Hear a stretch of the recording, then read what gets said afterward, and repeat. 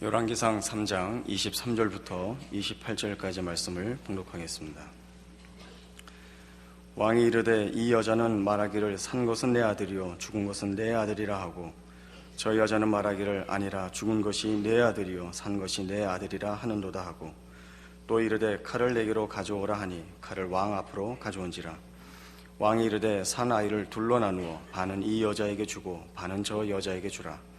그 산 아들의 어머니 되는 여자가 그 아들을 위하여 마음이 불붙는 것 같아서 왕께 아뢰어 청하건대 내 주여 사나이를 그에게 주시고 아무쪼록 죽이지 마옵소서 하되, 다른 여자는 말하기를 내 것도 되게 말고 내 것도 되게 말고 나누게 하라 하는지라. 왕이 대답하여 이르되 사나이를 저 여자에게 주고 결코 죽이지 말라. 저가 그의 어머니이니라 하매, 온 이스라엘이 왕이 심리하여 판결함을 듣고 왕을 두려워하였으니 이는 하나님의 지혜가 그의 속에 있어 판결함을 봄이더라.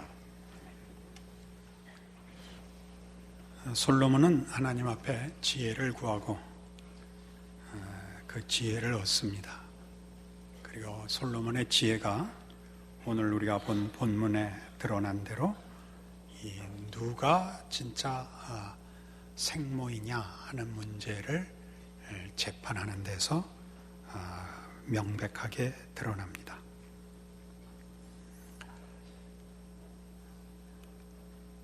이 생모가 자기 아들을 포기하는 것이 이 재판 내용에 있어서 가장 중요한 핵심입니다.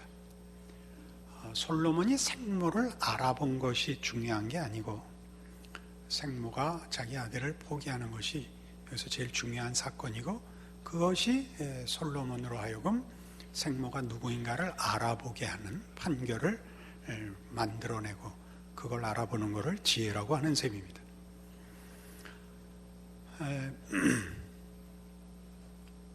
여러분이 생모의 입장에 서시면 누구라도 다 자기 아들을 반 나눠서 나눠 가지라는 말을 허락할 수 없을 것입니다. 왜냐하면 인간이란 존재는 생명체이고, 생명체는 잘라서 나눠 가질 수 없습니다. 더더욱 인간이라는 존재는 물건하고 다릅니다. 그냥 사물이 아니고 인격적인 존재이기 때문에 우리가 자식을 기르면서 경험하듯이 부모라고 할지라도 자식을 조종하거나 조작하는 권리가 허락되지 않습니다. 그렇게 할 수가 없습니다. 위협을 할 수는 있죠. 또 감시를 할 수도 있지만 그의 인격을 조작할 수가 없습니다. 이것이 이 사건의 가장 중요한 대목입니다. 왜냐하면 지금 이 솔로몬의 재판은 솔로몬이 얼마나 영특한가 하는 것을 드러내는 것이 아니라 열왕기서의 첫 번째 독자였던 패망한 이스라엘 백성들, 적국의 포로가 되었거나 여러 나라에 흩어져 난민이 된, 피난민이 된 이스라엘 백성들에게 주는 이런 답이기 때문입니다. 왜 하나님은 하나님의 백성으로 특별히 선택한 나라와 약속한 백성들을 버리셨는가? 왜 하나님을 믿는 이스라엘이 하나님을 모르는 바벨론에 지는가? 여기에 대한 답입니다. 생모가 그 아들을 죽일 수 없듯이 하나님은 그의 백성을 죽일 수 없으셨다는 것입니다. 여기서 죽일 수 없었다는 것은 그 생명을 아끼며 그 생명을 향한 목표를, 진정한 내용을 채우는 일에 하나님은 결단코 양보하지 않는다는 뜻입니다. 그 양보는 말하자면 자식을 상대방에게 주는 것이 양보가 아니듯이, 그것이 자식을 위한 한 사물의 소유권을 요구하는 것과 다른, 부모된 마음을 사양할 수 없는 것과 같이 하나님은 이스라엘에 대하여 또는 그의 백성들에 대하여 하나님이신 마음과 일관성과 신실함을 사양하실 수 없었다. 그것이 이 재판입니다. 우리는 이 문제에 대해서 놀랍니다. 왜 놀라냐 하면 그 생모가 아들의 생명을 살리고 궁극적으로 그의 존재를 진정한 승리로 기회를 주기 위하여서 지금 자신의 오해와 또는 억울함을 감내해서라도 그 자식을 살려야 하는 것 같이 하나님께서 이스라엘 백성을 바벨론에 내어주시는 것으로 하나님의 뜻을 포기하지 않는다고 가르치고 있는 것입니다. 하나님 되시는 영광을 위하여 이스라엘을 포기하거나 이스라엘의 잘못을 인하여 책임을 저들에게 떠넘기고 나는 나 할 일 다 했다 라고 하시지 않는다는 사실입니다. 이것이 성경이 가르치는 우리가 믿는 하나님이 어떠한 분인가에 관한 이야기이며 이것이 솔로몬이 구한 것에 대한 하나님의 답으로서의 하나님의 어떠하심을 내용으로 하는 지혜입니다. 우리 인류는 사실 아담과 하와가 하나님 앞에 범죄하여 사망의 자리에 떨어졌습니다. 그러나 그럼에도 불구하고 하나님은 우리를 당신의 형상으로 지으시고 우리를 향하여 가지신 신실함을 포기하시거나 취소하시지 않는다. 이것이 성경의 가르침입니다. 인류의 역사가 성경에 기록된 대로나 또는 우리가 경험하는 일반 역사의 기록들 속에서도 인간들은 자신들이 범한 죄로 말미암아 스스로 고난을 자초했고 비극적인 삶을 살며 희망이 없는 역사를 이어왔습니다. 그러나 하나님은 아직 포기하시지도 않았고 우리가 자초한 모든 재난과 난관 속에서도 하나님은 우리를 향한 하나님의 창조의 목적을 이루고 계신다라고 성경이 증언합니다. 우리는 그 가장 중요한 증거를 십자가에서 봅니다. 요한복음 17장에 가보십시다.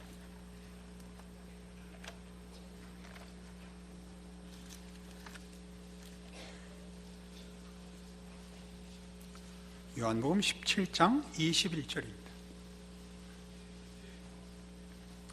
아버지요, 아버지께서 내 안에, 내가 아버지 안에 있는 것 같이 그들도 다 하나가 되어 우리 안에 있게 하사 세상으로 아버지께서 나를 보내신 것을 믿게 하옵소서. 내게 주신 영광을 내가 그들에게 주었사오니 이는 우리가 하나가 된 것 같이 그들도 하나가 되게 하려 함이니이다. 곧 내가 그들 안에 있고 아버지께서 내 안에 계시어 그들로 온전함을 이루어 하나가 되게 하려 함은 아버지께서 나를 보내신 것과 또 나를 사랑하심 같이 그들도 사랑하신 것을 세상으로 알게 하려 함이로소이다. 주께서 오시는 것은 두 가지, 지금 이 구절에서는 두 가지 내용으로 나옵니다. 하나는 성부 하나님과의 화목입니다. 또는 성부 하나님과의 연합입니다. 회복입니다. 그리고 또 하나는 성부 하나님의 사랑입니다. 성부 하나님과의 우리 죄 지은 인류의 회복, 화목, 구원은 성부 하나님과 분리될 수 없는 성자 하나님이 오셔서 우리를 편드심으로, 그렇게 얘기하면 오해 소지가 있으니까 우리와 하나가 되심으로 성부 하나님과 성자 하나님이 분리될 수 없는 것 같이 성자 하나님이 우리와 하나가 되사 우리와 당신을 연합하여 성부 하나님과 분리될 수 없는 성자 하나님 안에서 하나님과 우리를 묶으십니다. 그리고 그것은 성부 하나님과 성자 하나님이 나누시는 사랑에 근거한 것이라고 합니다. 이것이 우리를 놀라게 하죠. 왜 놀라게 하냐면 우리 삼위 하나님은, 우리가 믿는 삼위 하나님은 우리가 자초한 인간이라는 존재가 가지는 최악의 한계점, 즉 사망이라는 자리에까지 찾아오시는 하나님입니다.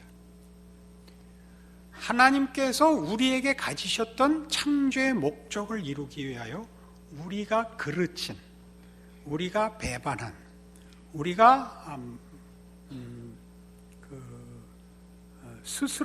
스스로에게 자초한 재난의 자리에 하나님이 찾아오사 우리가 볼 때는 답이 없는 절망의 자리에, 경우에, 그 위치에 하나님이 함께 하셔서 하나님이 방해받거나 제한받으실 수 없는 하나님의 능력과 하나님 되심에 우리를 묶고 그 난관을, 그 재난을, 절망을 극복해 하십니다. 사망이라는 것이 인간이라는 피조물이 가지는 최악의 한계점이라면 여기까지 찾아오시고 이 자리에서, 이 사망의 자리에 있는 우리와 당신을 하나로 묶으시는, 우리를 품으시는 하나님의 사랑과 신실하심과 관심을 방해할 수 있는 건 이제 없는 겁니다. 우리가 가지는 최악의 자리가 사망이기 때문에 사망 그 이외의 인간이라는 존재와 인간이 가지는 모든 삶의 경우는 그 범위 안에 있는 것이지 그 범위를 벗어나는 것은 이제 없습니다. 여기서 기독교 신앙인들은 담력을 얻는 것입니다.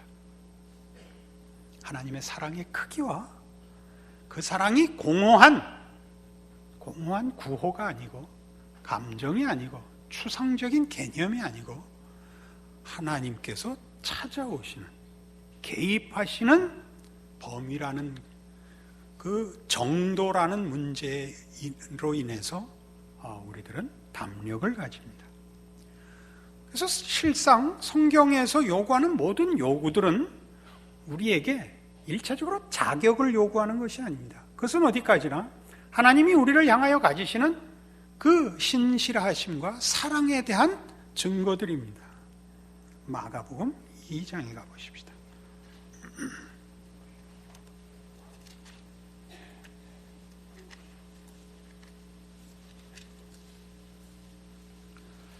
마가복음 2장 23절, 안식일에 예수께서 밀밭 사이로 지나갈새 그의 제자들이 길을 열며 이삭을 자르니 바리새인들이 예수께 말하되 보시오 저들이 어찌하여 안식일에 하지 못할 일을 하나이까. 예수께서 이르시되 다윗이 자기와 및 함께 한 자들이 먹을 것이 없어 시장할 때 한 일을 잊지 못하였느냐. 그가 아비아달 대제사장 때에 하나님의 전에 들어가서 제사장 외에는 먹어서는 안 되는 진설병을 먹고 함께한 자들에게도 주지 아니하였느냐. 또 이르시되 안식일에 사람을 위하여 있는 것이요 사람이 안식일을 위하여 있는 것이 아니니 이러므로 인자는 안식일에도 주인이니라. 우리가 잘 아는 성경의 모든 요구들, 종교적인 요구들, 율법으로 드러나고 계명으로 요구되고 하는 또는 종교적인 책임 어떤 것들도 우리를 해하거나 시험하기 위하여 있지 않습니다. 우리를 넘어뜨리려고 있지 않습니다. 우리를 보호하며 인도하며 궁극적으로 참된 승리를 위하여 주어지고 있습니다. 말하자면 하나님은 이런 성경에 요구한 율법이나 계명들로 인하여 우리를 벌 주는 것으로 우리를 오늘 솔로몬의 그 재판의 내용식으로 하면 토막을 내어서 당신의 승리나 명예를 확보하시는 하나님이 아닙니다. 우리는 본능적으로 이 종교가 윤리 도덕을 상회하는 그런 경직된 기준으로 받아들이기 일쑤입니다. 대부분의 성도들의 신앙이 스스로 불만스러워하고 걱정스러워하는 가장 큰 이유는 두려움 때문입니다. 하나님이 누구신지를 모릅니다. 우리는 우리를 끊임없이 윤리적인 기준으로 종교적인 성과들이나 실천으로 점검하는 것 외에 하나님을 섬기는 방법을 제대로 모릅니다. 그래서 사실 교회란 그 기대에 있어서 또는 약속에 있어서 세상에 무거운 짐진 자들이 쉼을 얻기 위해 나오고 복음을 인해서 나오는 곳인데, 그 어느 곳에 가 있는 사람들의 표정보다도 늘 우거지상을 하고 나옵니다. 이건 참으로 큰 역설입니다. 우리 너무 자책을 하고 나오고 스스로 정죄감에 찌들어서 나옵니다. 아무래도 좋다는 얘기를 하자는 것 아닙니다. 하나님이 누구시며 우리를 향하여 어떤 뜻을 갖고 계시는가, 우리를 어떻게 대접하시는가에 대한 성경의 가르침 때문에 그렇습니다. 그래서 우리 지난번에도 생각했던 야곱의 야복 나루토를 한번 다시 회상해 보십시다. 그 사건은 굉장히 중요하기 때문입니다. 야곱은 평생을 믿는 부모 밑에서 태어나서 하나님을 섬기는 신앙을 갖고 있음에도 불구하고 그 전반기 생에는 자기의 방법과 자기 욕심대로 살아간 정말 인본주의자입니다. 그렇게 말하자면 하나님을 모르는 것은 아닌데 모든 삶과 모든 일을 자신의 생각과 자기의 방법과 자신을 의지하여 살며 그 목적을 성취하려고 애썼던 소위 약삭발랐던 사람으로 묘사되고 있습니다. 그는 형을 속여서 장자권도 뺏고 축복도 대신 받아내고 그리하여 형의 미움을 사서 외삼촌 집에 피난을 가서 거기서 부자가 되고 그 형제들의 미움을 사서 할 수 없이 돌이켜 고향으로 오게 됩니다. 20년을 피난살이를 하고 돌아오는데 거부가 돼서 돌아옵니다만 형이 야곱이 돌아온다는 소식을 듣고 죽이려고 살기가 등등하여 수아 사람들을 400명을 데리고 마중을 나온다는 소리를 듣습니다. 야곱은 방법이 없습니다. 돌아갈 데도 없고 앞에도 형이 기다리고 있습니다. 방법을 궁리해서 자신의 재산을 나누어 형의 노를 누그러뜨리려는 방책으로 재산을 나누어 앞서 보내며 또 예물도 드리며 또는 그렇게 해서 어느 것 하나를 잃으면 나머지라도 건지려는 또 약삭빠른 생각도 함께 합니다. 그러나 궁극적으로 해답이 없습니다. 밤을 새우며 고민을 하는데 하나님의 사자가 나타납니다. 그리고 나중에 이 하나님의 사자는 하나님 자신인 것으로 드러납니다. 의인화해서 나타난 그 사람이 야곱에게 씨름을 겁니다. 야곱을 이기지 못함을 보고 날이 세려함으로 그 사람이 야곱의 환도뼈를 쳐 위골되게 하고 떠나겠다라고 마지막 경고를 바랍니다. 야곱이 복을 빌고 그 사람이 말하자면 하나님이 내 이름이 뭐냐 묻고 야곱입니다. 내 이름을 앞으로는 이스라엘이라 하라는 복된 결말을 이룹니다. 이스라엘은 사람으로 하나님과 더불어 겨루어 이기었다라는 뜻입니다. 야곱이 뭘 이겼을까요? 야곱은 그 말대로 이해를 하자면 고집을 부려 때를 써 하나님 앞에 복을 받아냅니다. 이것이 이스라엘이라는 이름을 가능하게 하는 이 사건에 대한 기본적인 내용입니다. 야곱은 그의 인생 내내 그랬던 것처럼 하나님과 씨름을 해서 복을 받아내기까지 매달려 기어코 복을 받은 사람입니다. 그러나 하나님이 야곱에게 물었듯이 네가 왜 내게 축복을 비느냐? 네 이름이 뭐냐? 라는 말은 야곱이라는 이름이 가진 의미, 그가 태어날 때 쌍둥이로서 쌍둥이 형 에서보다 먼저 나오려고 애썼다는 기록 속에서 그가 뒤에 나오게 되자 형 발 뒤꿈치를 붙잡고 나와서 우리가 아는 대로 그 야곱이라는 이름은 발 뒤꿈치를 잡았다는 뜻이요, 의역하면 약탈자라는 뜻입니다. 하나님이 야곱의 축복을 요구하는 청원에 대하여 넌 원래 강도자냐? 너는 네가 원하는 걸 네 손으로 얻었잖냐? 왜 나보고 도와달라고 하느냐? 라고 물으신 것입니다. 그러나 축복하지 아니하면 보낼 수 없습니다라는 야곱의 말에 응답하사 그를 축복하셨습니다. 누가 승자입니까? 당연히 하나님이 승자입니다. 왜요? 야곱은 자기 힘으로 살던 사람이고 이제 비로소 하나님을 의지하여 살겠다라고 고백한 자리가 축복하시지 않으면 보낼 수 없습니다 라고 나타난 것입니다. 그러나 하나님은 이 일에 야곱을 승자로 인정하십니다. 우리는 우리 자녀들을 기르면 우리가 자녀들에게 위협도 하고 유혹도 하고 달래기도 하고 속이기도 해서 자식이 잘 되기를 바랍니다. 말 안 듣죠. 희생합니다. 애를 쓰고 잠 못 이루어서 자식을 성공시키면 어느 부모를 막론하고 제가 승리한 것은 다 내 탓이다 이렇게 얘기하는 부모는 없습니다. 부모가 자식이 와서 부모에게 감사하는 경우가 더러는 있습니다. 다 부모님 덕입니다.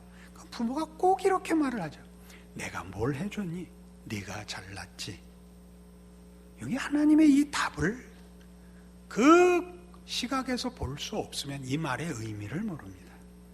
하나님은 야곱에게 네가 잘났다, 네가 이겼다, 네가 훌륭하다라고 얘기하신다니까요.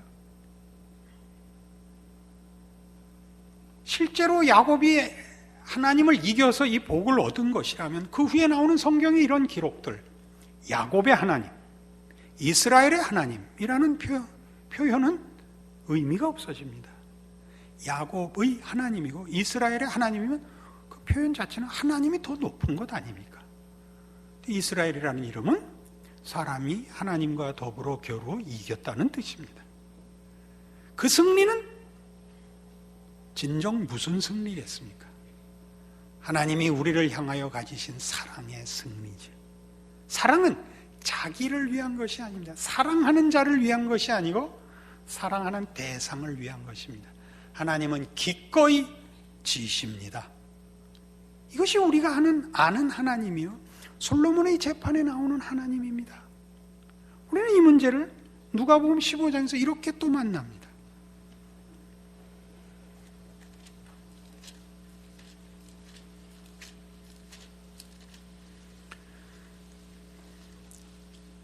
누가복음 15장 17절 잘 아시는 탕자의 비유입니다. 내용을 아시니까 돌아오는 부분만 보겠습니다. 17절 이에 스스로 돌이켜 이르되 내 아버지에게는 양식이 풍족한 품꾼이 얼마나 많은가. 나는 여기서 주려 죽는구나. 내가 일어나 아버지께 가서 이르기를 아버지 내가 하늘과 아버지께 죄를 지었사오니 지금부터는 아버지의 아들이라 일컬음을 감당하지 못하겠나이다.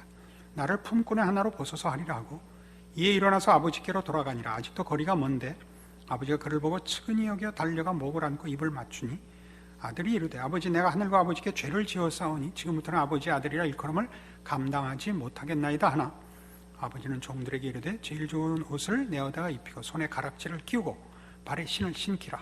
그리고 살찐 송아지를 끌어다가 잡으라. 우리가 먹고 즐기자. 이 내 아들은 죽었다가 다시 살아났으며 내가 잃었다가 다시 얻었노라 하니 그들이 즐거워하더라. 중요한 것은 아들이 돌아올 때 아버지는 이미 기다리고 있었다는 사실입니다. 그 전부터 기다렸죠.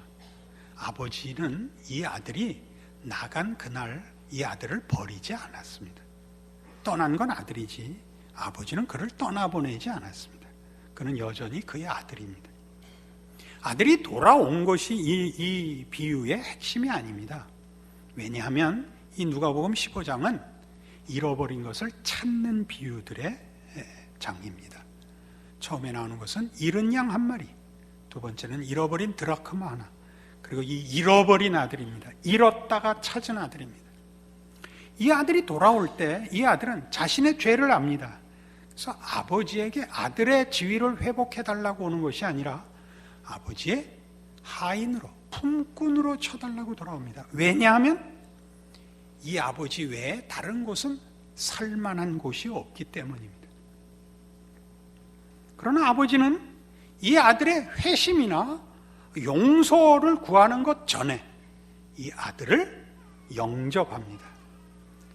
이 영접이 그 다음 영접 이후에 아들이 나는 아들의 자리는 감당 못합니다.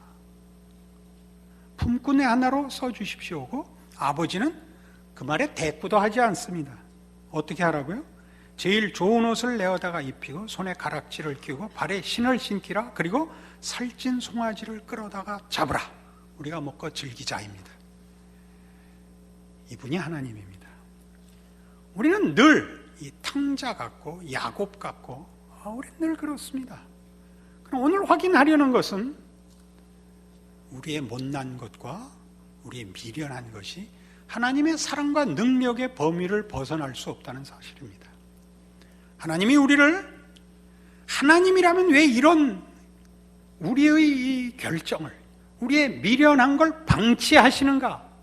라고 하나님 앞에 우길 수 있는 항의하는 부분까지 포함하여 우리를 대접하시고 우리를 존중하시고 사랑하시는 하나님의 인도하심이라는 걸 확보해야 됩니다.